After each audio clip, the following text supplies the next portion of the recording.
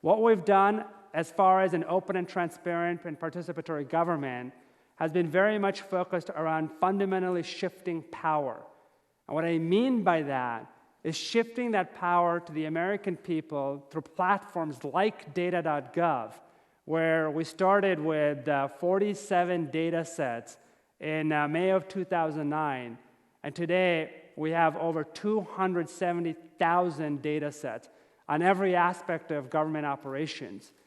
And data, from our perspective, is not just data to hold government accountable, but it's also to drive innovation and to make sure that we're creating the next generation of platforms to allow economic development and growth in industries that we can't even imagine today.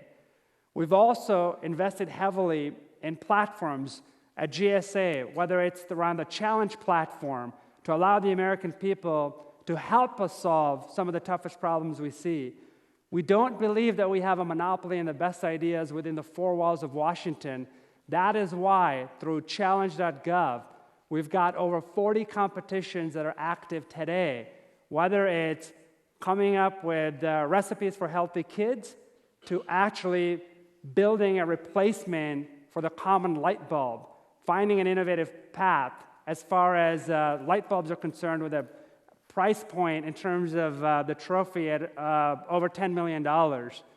And the belief there is that, if you just democratize data and on top of that create a platform for challenges and competition, we will be able to unearth the ingenuity of the American people where there's no way that 2+ million government employees will outthink 310 million American people. And we've seen early results across the board in this new model of governance around public participation. The next area we've focused heavily on is to make sure that when we're looking at innovation, that finding the innovative path isn't just a word, but it actually is exercised by introducing game-changing technologies and approaches into how we solve some of our really difficult problems. I know Peter Levin talked to you earlier about the blue button, but that's what I'm talking about when I talk about finding the innovative path. Think about this for a second. The VA and DoD and HHS have a whole host of health records. And part of what we decided to do with the Blue Button Initiative in the administration was, again, to shift that power, recognizing that a very simple idea, by literally putting a little blue button on systems that the government already has, you would allow people to download their electronic health records, their medical records.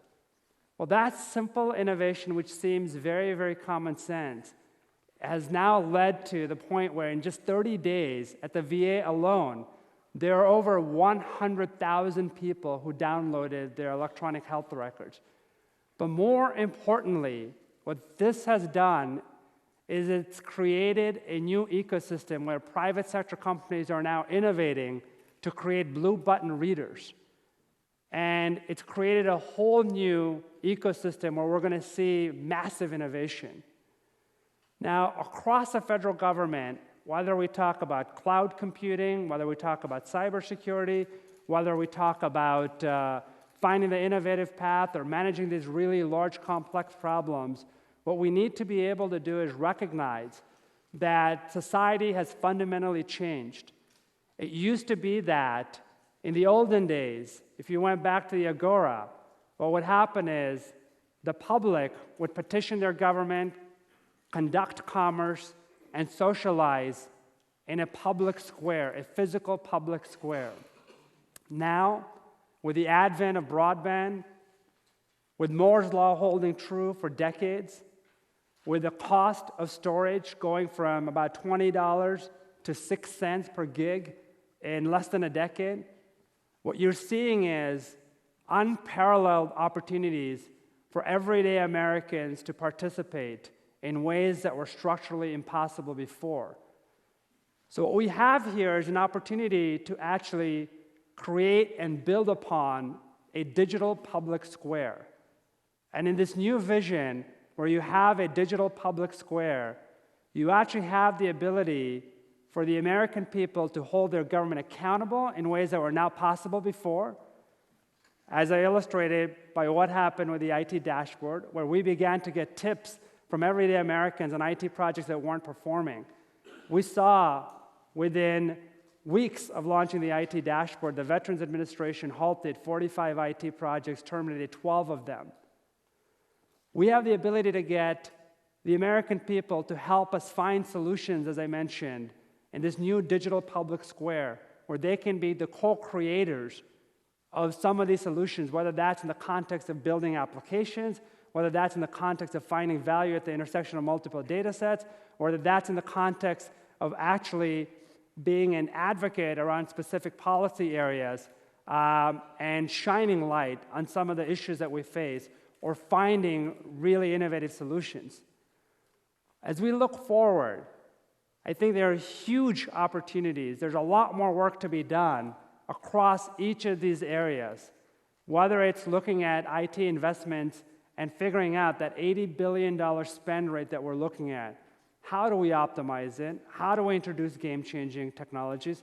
How do we partner with the private sector and the NGO community to make sure that the information age, the information economy, where ideas move at a click of a button and where capital moves at a click of a button, allow us to compete in the 21st century.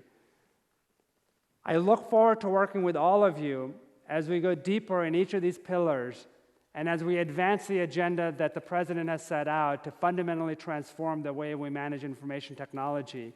President Obama is committed to making sure that we're harnessing the power of technology at the end of the day to make sure that we're serving the American people in their everyday life. I want to thank you very much.